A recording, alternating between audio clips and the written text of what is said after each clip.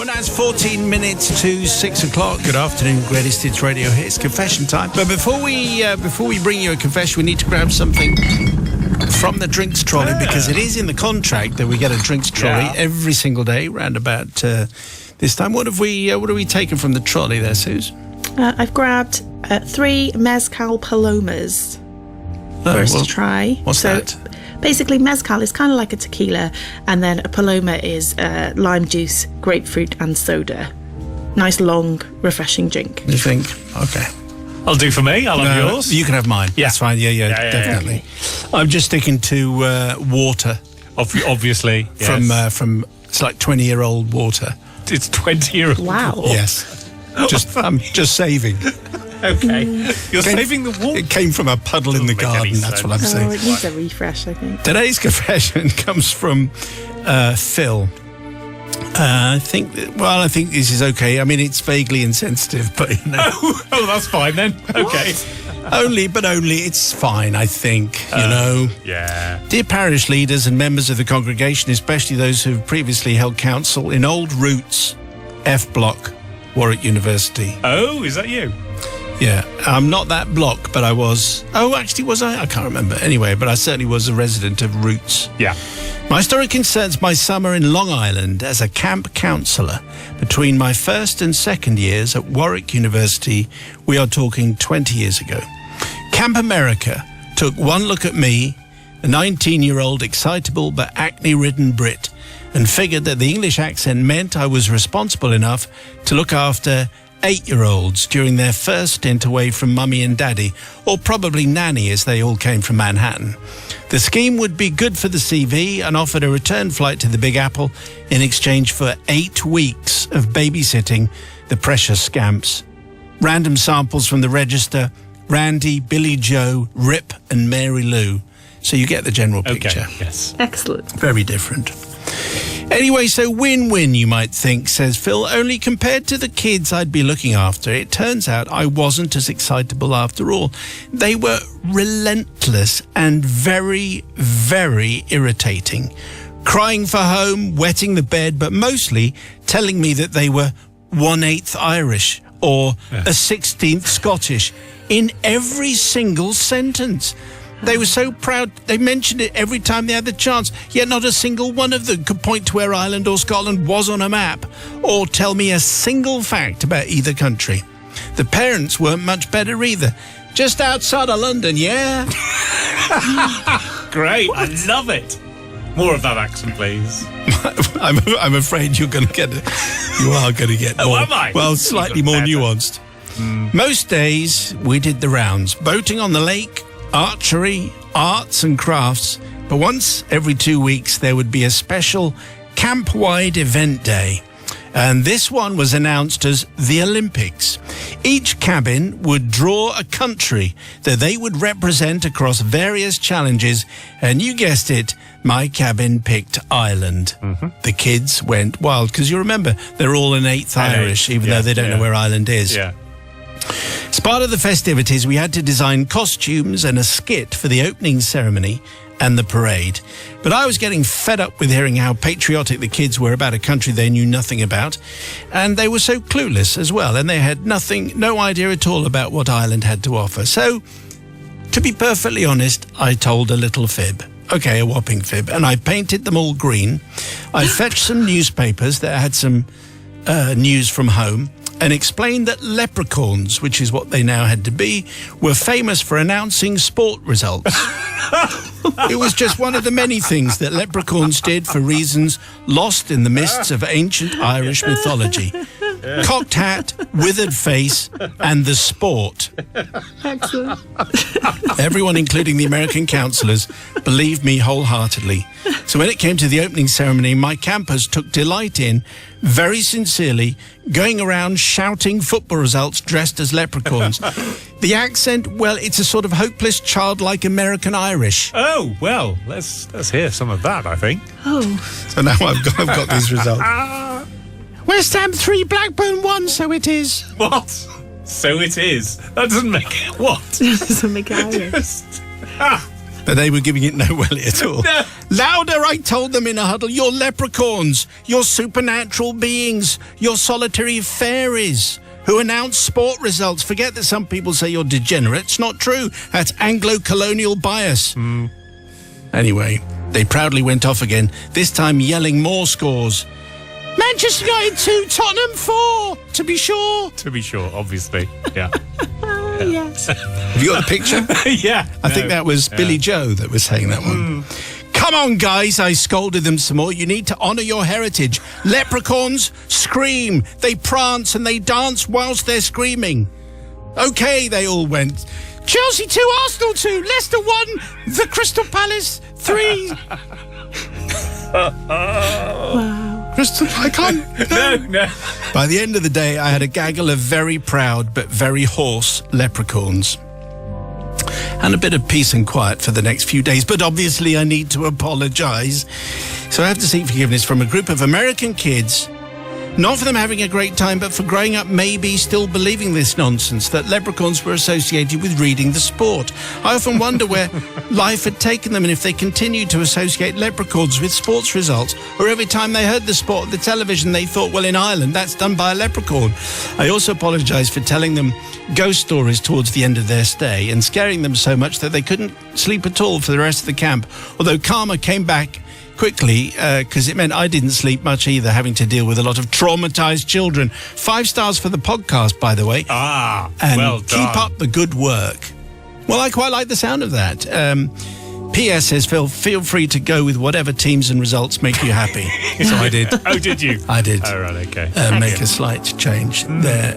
Anyway, it was a bit of Irish mythology. Sister Susie, what do you say about American sport and leprechauns together at last? Well, I like. Do you know what? I like the idea that Matt might be our very own leprechaun. Oh, I think indeed. that's quite funny. But Phil, I just feel like you might have been annoyed that they didn't know much about Ireland, but wasn't that your job to kind of teach them? And I just feel like you failed them a little bit. And I think it started when you called them babysitting at the very beginning, rather than what you were actually doing, being a camp leader, yes, getting camp them leader. excited.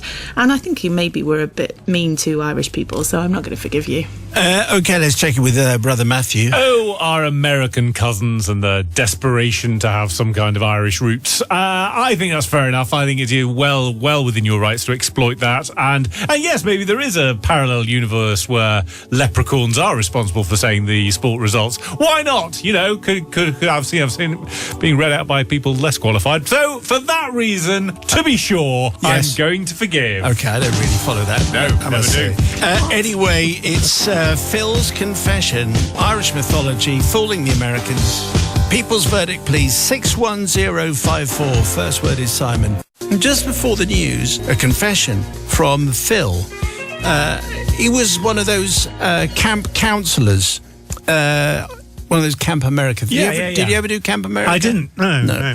Anyway, he was in charge of a whole bunch of 8-year-olds who annoyed him intensely, particularly with the fact that they all claimed to be like a 16th Scottish and an 8th Irish.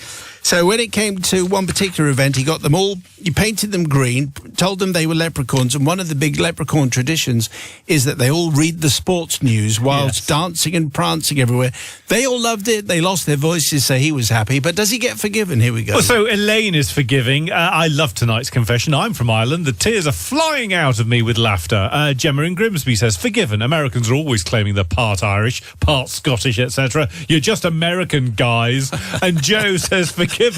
As a Brit who also worked in the USA for a year with kids, I got sick of all the comments about, do you know the royal family? Love your accent, etc., etc. Any excuse to put one over our American cousins is allowed. Well, if you've maybe done that, tell us as a confession and send it to confessions@greatesthitsradio.co.uk. Just realised that I know Susie doesn't do requests, but I would love a bitter lemon.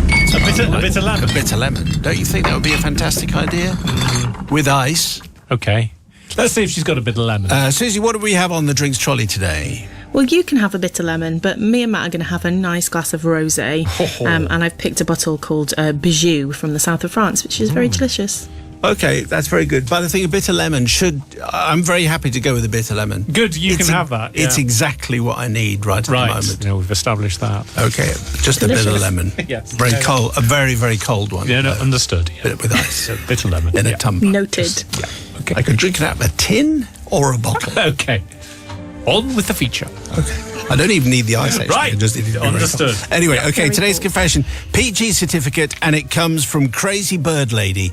That's how it's been signed. That's nothing to do with me. No. Crazy Bird Lady writes, Oh dear. Father Simon, Brother Matt, Sister Susie, Sister Katie, Sister Holly lurking in the tack cupboard. Which indeed is precisely where she is.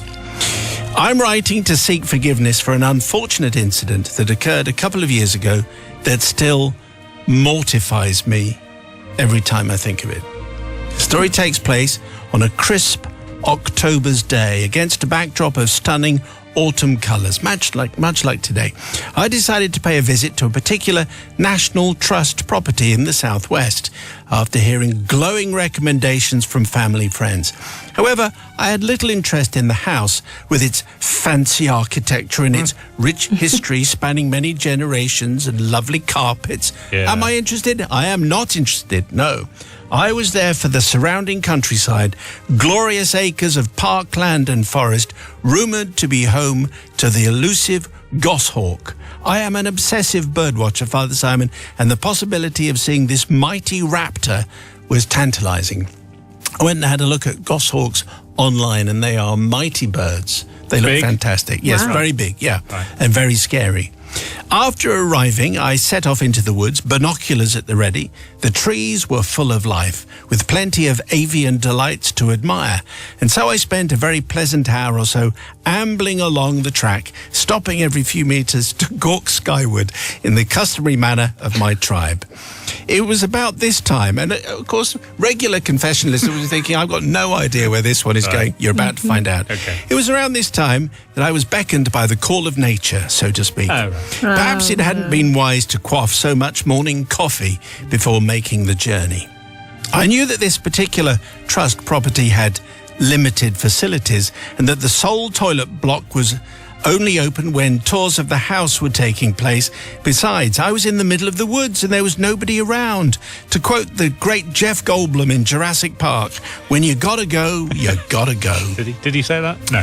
I think if Crazy Bird Lady says so, then Okay. I'm going with Crazy Right. Bird Lady. Yeah. Leaving the track, I carefully picked my way through the trees, avoiding any thick undergrowth where small critters may have been lurking. Soon I found myself on the ghost of a path. Nice phrase. Clear of scrub and heading deeper into the wood. I noticed the earth around me had been disturbed in places where animals had been foraging for food. Oh, I thought to myself, this looks like the work of badgers. Must be one of their regular routes. When I was convinced that I had gone far enough, I hurriedly did the deed, wanting to get back to birding as soon as possible. As I straightened back up and made a few adjustments, Yes, got it. I casually glanced over my shoulder, and what I saw there caused my stomach to plummet. Several yards away, tethered to a tree and positioned directly behind me, was a wildlife camera trap. Triggered by movement. Oh, superb. It would appear that badgers did indeed inhabit these woods, and they were presumably the subjects of an ongoing conservation study. Father Simon, I'm sure you can imagine the abject horror that seized me at that moment. I froze like a deer in headlights, staring gormlessly into the black, soulless gaze of this infernal contraption. And then I fled the scene, scurrying sheepishly back to the track, which was mercifully still deserted. I spent the rest of the day trying to pretend nothing had happened. All the while, I was paranoid that a National Trust employee would suddenly materialise, point at me and declare, "There she is, I recognise that bottom, it's her, she's the peer." I didn't see any goshawks. Father Simon, I seek forgiveness, but not from the National Trust with their lack of toilet facilities. They were asking for trouble. Of course visitors are going to pee in their great outdoors. If there's no other option, surely I can't be the only one. No, I seek forgiveness from the resident Badger clan, whose territory I violated, and particularly to the poor unfortunate soul whose job it was to check the camera footage, triggered by motion. I can only hope that the visuals from that day weren't too traumatizing. Yours, shamefully, Very good. the Crazy Cat Lady. Okay, Crazy Cat Lady, thank you very much indeed. I like that. We haven't had one of those for a while, but I think people will probably I think Sister Susie's going to sympathise here. Let's check in. What do you say to the Crazy Bird Lady? I really want to side with the Crazy Bird Lady, because she's right. When you need to go, you need to go. And I just feel like she was a bit distracted by how much she needed to go and didn't really check the area. We need facilities. That's what we need. Spot the camera.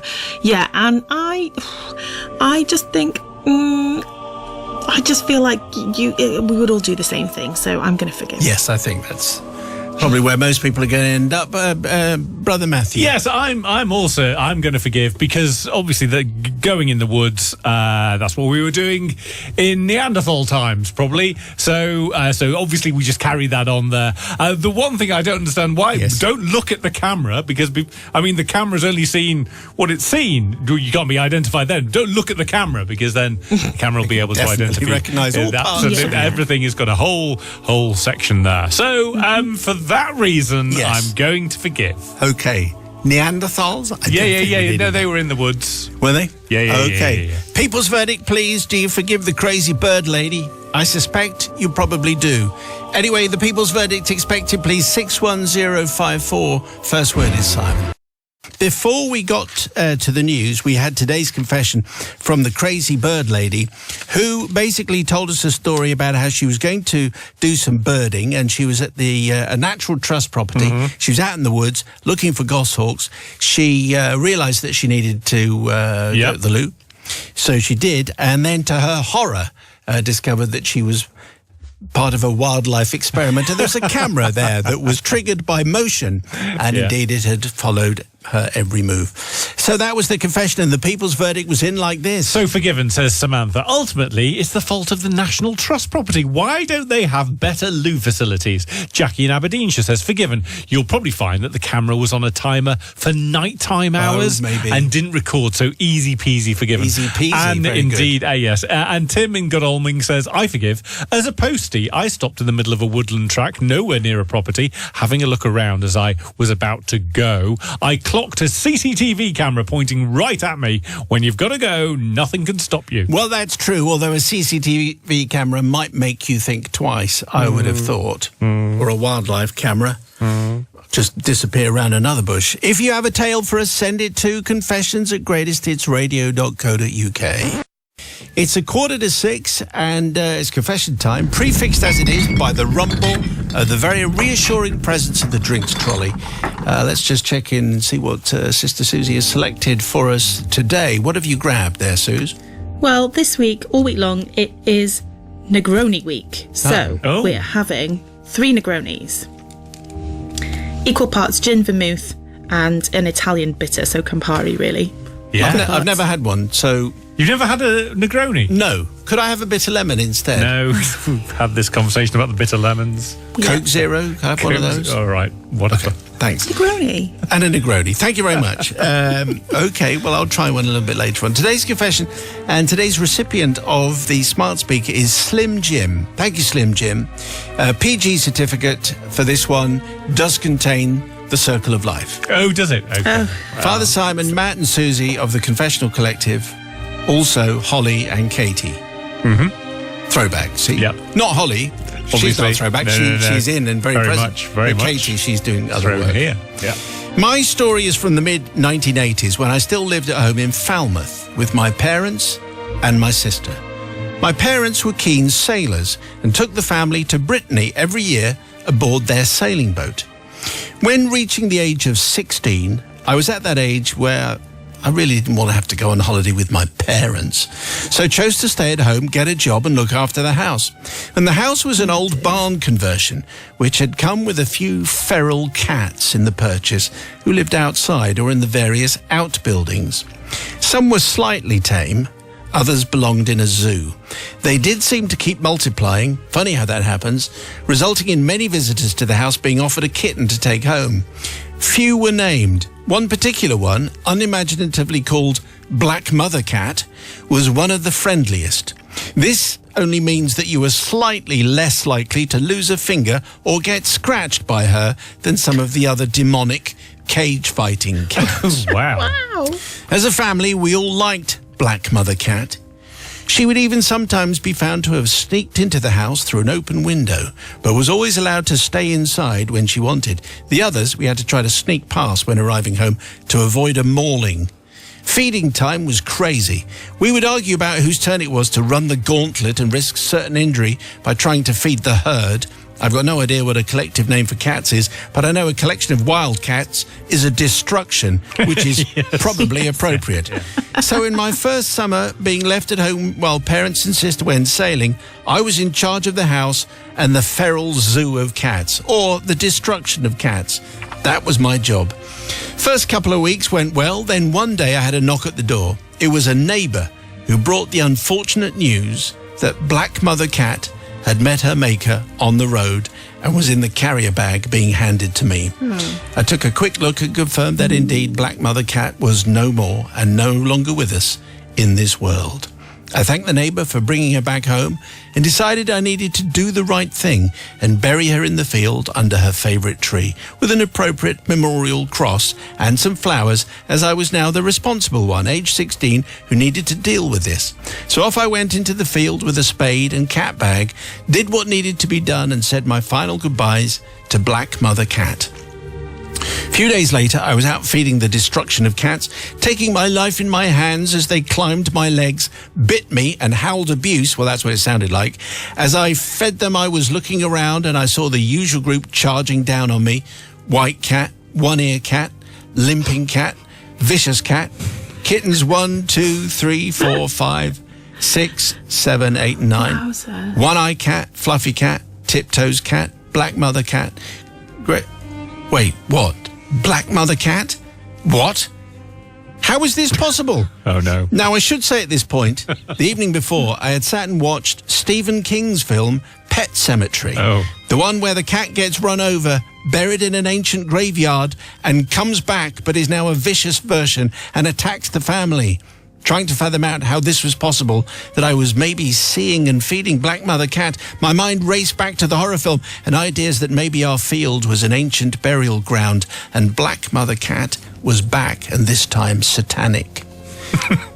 Anyway, after some soul searching and common sense, I concluded that clearly the neighbour, let's put some blame on him, Yes. and I were mistaken, and the cat in the bag was obviously not Black Mother Cat. Now, with the realisation that I had in fact buried someone else's cat, and it just happened that Black Mother Cat had been off for a wander for a few days, I felt rather guilty for not checking that it was really our cat. But when someone gives you a bag with a black cat in it and tells you it's your cat, who was I to question it? To which the answer, Slim Jim, is the owner. You. So, to the Confessional Collective, not only do I ask for forgiveness from the cat I actually buried with the wrong name on the cross, I ask forgiveness to anyone that lost a black cat in Falmouth in the mid-80s and never knew what happened to it. To this day, I have no idea whose cat I buried, but please know it got a good send-off. So I think Slim Jim will probably... I think the people's verdict is going to be fine. Sister Susie might be tempted to forgive because Slim Jim was trying to do the right thing. What do you say, Sister Suze? Well, he was trying to do the right thing and he was only 16, so I do feel for Slim Jim here. However, I don't really like cats and I don't like horror films, and I just feel like he should have paid a bit more attention. Surely he would have known that it was his cat when he looked. Maybe he should have paid a bit more attention, seeing he was, the adult and all of that. So I don't think I am going to forgive Slim Jim.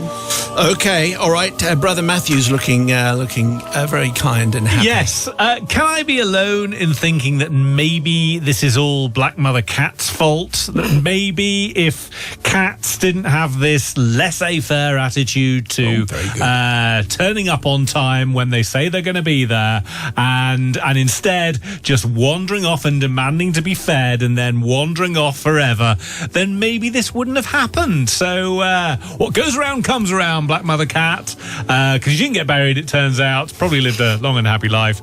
Probably didn't. Who knows? But it's definitely the cat's fault. Yes. So for that reason, yes, I'm going to forgive. It's the cat's fault. It's the cat's fault. Cat's fault. It's the cat's fault that it didn't get run over. They bring it on themselves, don't they, these cats? Okay. Oh, shrug. Well, I think whether you forgive Slim Jim or not may well depend what you think of Matt and what you think of Cat.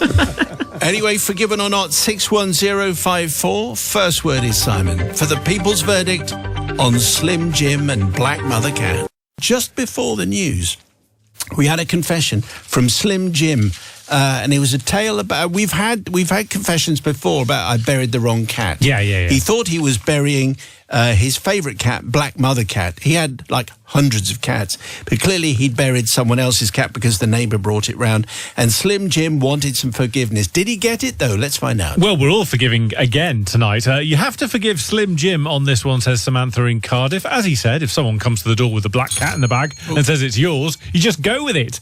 Martin Barnett, forgiven, as who wants to look too deeply into a bag at a squished cat? That's true. And finally, Gareth says, forgiven, we moved house in the 80s and our cat Skippy kept returning to our old house. An ex-neighbour called one night and told us Skippy looked like she'd been hit by a car. She was taken to the vet, still alive, and the next day we had to explain this to the cat's real owner. As it turned out, Skippy was alive and well on another neighbour's sofa. Long-haired tabby cats are very hard to identify. Well, that is why this subject comes around as an occasional confession. But thank you for all the verdicts that have come in.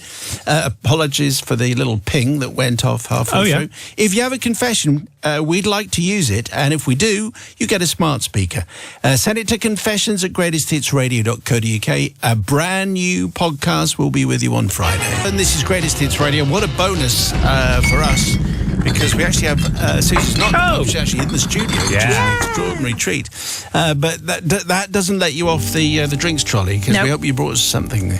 All the way from Bristol, I have brought with me bitter lemon. At last, something decent. There you go. There we go. There you go. And you've got to have one as well, man. Yeah. Yes, please. Today's confession comes from Jonathan. As I said before, PG certificate unless you're having food, in which case let's make it an 18. Oh, no. Ow.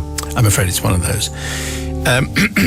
Jonathan says, to His Most Holiness Father Simon, the brilliant and always forgiving Brother Matthew, and the once again excellent choice from the drinks trolley, Sister Susie. My confession dates back to the late 1990s when I was a young man in my early 20s.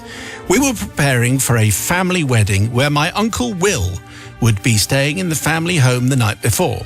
Growing up in the 70s and 80s as a young boy, Uncle Will had always been a source of great fun and entertainment for myself and my siblings. When visiting our family home, he would always add an edge of excitement, whether it was jumping out of cupboards to scare us all, or using, and here it says, using a French stick to enhance his general physique. What? But, I looked, the French stick is a baguette, so I'm not... Oh, okay. Uncle Will, it's fair to say, was a true performer, but his party piece was to use a part of his anatomy like a trombone, a.k.a. Leonard Rossiter in Le Pantoman. I read now from Wikipedia. Le Pantoman is a 1979 British short film about the life and stage name of a French flatulist, a professional farter and entertainer called Joseph Pujol, Wow. who was played by Leonard Rossiter. Yes. That's where we are. Okay. His repertoire was quite extensive, and his explosive rendition of Bohemian Rhapsody had become legendary throughout the family. The only time he didn't perform was when Mum said the posh side of the family were coming over. They didn't enjoy that. No. Over the years, with old age, his performances became less and less frequent. But we always encouraged him to come out of retirement. And after a period of nagging, he reluctantly agreed to perform a few less strenuous numbers. Oh, dear. Fast forward to an evening of the family wedding, and Uncle Will arrived full of jovial fun. By this time, my parents had downsized to a modest two-bedroom house. Uncle Will was most insistent that my brother and I should have the twin room, and he would be more than comfortable on the sofa. After a few drinks and much family merriment, it was time to retire for the evening and recharge our batteries for the next day. My mother asked me to go to the airing cupboard and gather a pillow, bottom sheet and duvet for Uncle Will, and it's at this point that I need forgiveness. Whilst climbing the stairs, I had a moment of inspiration. 2 weeks previously, my dad had used a new cream-coloured bottom sheet as a protection whilst painting the wooden stairs in dark oak, and I remembered how annoyed my mother was with the brown staining that she couldn't wash out. Oh, no. I recalled her saying, well, I'm not throwing it out, you can use it next time. Once on the landing and after carefully searching the cupboard, voila, there it was, the cream/brown coloured sheet. I dashed downstairs, made up the sofa. There you go, Uncle, all ready for you. Oh. So we said goodnight, and I began to request some of Uncle Will's old repertoire. He was reluctant to perform Paul McCartney's Frog Song, but did oblige with a song or two from his back catalogue. Oh, come on. In the morning, I made sure I was up nice and early. Morning, Uncle. I waved through the glazed kitchen door into the lounge and positioned myself so that I could see him get up. He waved back he pushed back the duvet and then looked down at the sofa in absolute horror. Concerned for his welfare, I shouted, "Is everything all right?" He picked up the sheets and dashed to the downstairs loo. My mother came out shortly after. "Oh, I see Uncle Will has tied it up already." Well, you could say that, I thought. Uncle Will moved at pace to the kitchen, and what ensued next can only be likened to that famous duvet scene in Trainspotting. Red-faced Uncle Will was most insistent that the sheets needed to be washed now. My mother couldn't understand the urgency and offered to put them in the washing basket, so backwards and forwards the sheets would go in a tug-of-war, but Uncle Will had a vice-like grip, and my mother eventually agreed. We then all went off to the hotel for the family wedding, where Uncle Will was staying that night. He did, of course, eventually see the funny side of things, unlike Sister Susie, I imagine. Father Simon, I beg forgiveness for bringing a premature curtain down on Uncle Will's illustrious career because, as a result of my actions, he never performed for the family again. Some in the family, however, may well see that as a blessing. Yes. Well, families, they're very strange, very strange things, I think. But Uncle Will was quite a character, quite a performer, obviously. I didn't quite get the French take in rehearsal, but now I think I do. Yes. Less said about that. Sister Susie, Jonathan is thinking that you're not going to be very forgiving. Well, yes, I don't. Well, I can't say Uncle Will. It sounds hilarious. And yeah, the French stick is better in a sandwich. I think that's where you should keep it in the kitchen. But yeah, I just think it's a little bit mean. You know, he might have had a problem. He might have had a medical problem as to why he had all of this flatulence. And, you know, I can't imagine sleeping on a sheet that's covered in paint isn't a great thing either. So I just don't think you were very nice to Uncle Will. And I'm just not going to forgive you. Also, just get rid of the sheet. I mean, if the sheet is covered with varnish, then just chuck it out. That's no use to anybody. Yes, very that's rough. true. Anyway. Not forgiven. Brother Matthews, as you say, yes, I'm going to forgive because obviously, as we've established, none of this was Uncle Will's fault, and I feel sorry for the posh end of the family who were denied his performances from his back catalogue, as it turns out. Yes, so many reasons to forgive. What a talent Will had! I probably couldn't unveil that outside of the house. So for that reason, I'm going to forgive. And who I hadn't heard of French flatulist Joseph Pujol as played by Leonard Rossiter. Leonard Rossiter, yeah. Film. Very good. Just look it up, see what happens. Anyway, the people's verdict, please do you forgive Jonathan, yes or no? 61054, first word is Simon. But just before the news, we had an interesting confession about Uncle Will, who had...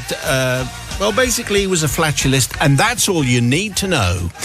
People's verdict like this. Tom in Wakefield says, forgiven. Will should have really seen that one coming. How did he not see the sheets earlier? Laura says, forgiven. Absolutely hilarious. Haven't laughed that much for ages. But Janice in Southend-on-Sea says, not forgiven. You've put me right off my dinner. Which is why there was a public health warning. That's right. Your confession, please. Confessions at greatesthitsradio.co.uk.